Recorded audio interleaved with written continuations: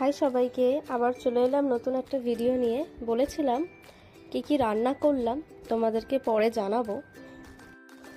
আগের দিনকে রাত্রেই মোটামুটি সব কিছু রেডি করে নিয়েছিলাম, যেমন চাটনিটা করে রেখেছিলাম, পাতুরি সব কিছু কমপ্লিট করে রেখেছিলাম। এখানে আমার বড় আমাকে একটু সাহায্য করে দিচ্ছিল, তো ও ভীষণ হেল্পফুল, আমাকে সব ব্যাপারে সাহায্য করে দেয় রান্নাঘরে। তো এখানে পাতুরিগুলো আমি রেডি করলাম।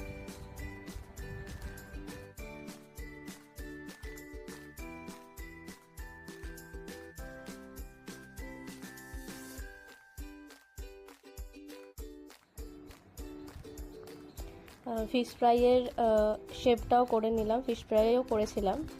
সবই নিজের হাতেই করেছি, তো আমি নিজের হাতে রান্না করতে বেশি ভালোবাসি। তো তার পরের দিনকে চিংড়ি মাছের মালাইকারি করেছিলাম, পোস্ত দিয়ে আলু